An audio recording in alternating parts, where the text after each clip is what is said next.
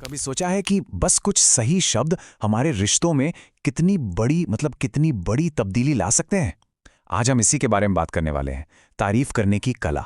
और ये भी जानेंगे कि कैसे इसे एक ऐसी आदत बनाया जाए जो हमें लोगों से और भी गहराई से जोड़ दे। ये एक बड़ा सवाल है ना?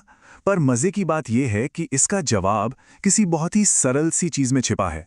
एक ऐसी चीज जिसे हम रोज देखते हैं, पर अक्सर उसकी असली ताकत को नजरअंदाज कर देते हैं। तो चलिए इसी अनदेखी शक्ति को समझते हैं। देखिए, तारीफ का मतलब सिर्फ अच्छी अच्छी बातें कहना नहीं होता। ये असल में एक बहुत ज़रूरी कम्युनिकेशन स्किल है, एक ऐसा टूल जिसका हम में से ज़्यादातर लोग, सच कहूं तो, बहुत ही कम इस्तेमाल करते हैं। क्योंकि एक सच्ची तारीफ का असर ना, वो सिर्फ कुछ पलों तक नहीं रहता। ये तो भरोसा बनाती है, चाहे वो ऑफिस हो या घर। ये लोगों को मोटिवेट करती है बेहतर करने के लिए, और सबसे बड़ी बात, ये रिश्तों को सच में गहरा बनाती है। तो सवाल ये है कि एक अच्छी तारीफ को एक मामूली सामान्य सी बात से अलग क्या चीज बनाती है? यही वो कला है जिसे हम अब समझेंगे। क्योंकि तारीफ करना मतलब सिर्फ कुछ भी कह देना नहीं है, इसे सही ढंग से करना बहुत जरूरी है। तो ये कलात्मक तारीफ आखिर होती क्या है?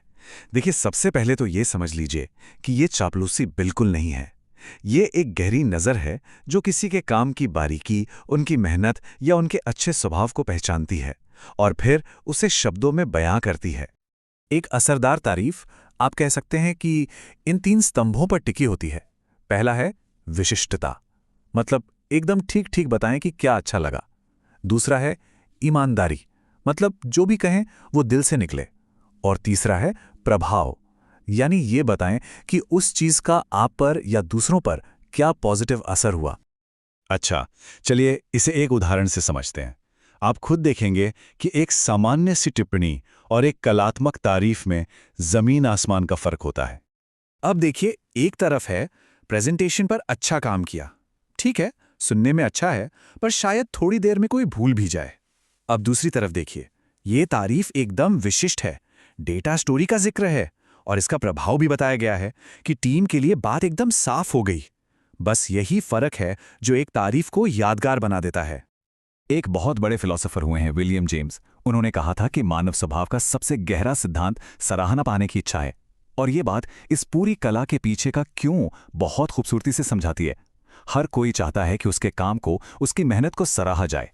और जब हम सच्ची तारीफ करते हैं ना, तो हम इसी गहरी मानवीय जरूरत को पूरा कर रहे होते हैं। ठीक है, तो अब आते हैं सबसे जरूरी सवाल पर। हम इस कला को अपनी आदत कैसे बना सकते हैं? चलिए अब इस पर बात करते हैं। इसे अपनी आदत में ढालने के लिए ना, बस ये 3 आसान से कदम है। स्टेप 1, अपने आसपास की अच्छी चीजों पर ध्यान देना शुरू करें। मतलब जानबूझकर अच्छे काम, मेहनत या दयालुता को नोटिस करें। स्टेप 2, जब कुछ अच्छा देखें तो उसे मन में एक तारीफ का रूप दें जिसमें वो तीनों चीजें हों, विशिष्टता, ईमानदारी और प्रभाव। और स्टेप 3, बस उस तारीफ को उस व्यक्ति तक पहुंचा दें, बिना ये सोचे कि बदले में कुछ मिलेगा। हाँ, हो सकता है शुरुआत में थोड़ा सोचना पड़े, लेकिन जैसे जैसे आप अभ्यास करेंगे ना, ये कला आपकी आदत बन जाएगी और जल्दी सच्ची और असरदार तारीफ करना आपके लिए एकदम नेचुरल हो जाएगा। तो अब बस एक ही सवाल बचता है, आज किसका दिन बनाने वाले हैं? एक छोटी सी सोची समझी तारीफ किसी के लिए बहुत ज्यादा मायने रख सकती है। हमेशा याद रखिए, एक सच्ची तारीफ सिर्फ एक अच्छा एहसास नहीं है, ये उससे कहीं बढ़कर है। ये रिश्ते बनाती है, भरोसा जगाती है और अपने आसपास सकारात्मकता फैलाती है। तो इस छोटे से कदम को उठाकर देखिए, यकीन मानिए इसका असर आपकी सोच से भी कई ज्यादा बड़ा होगा।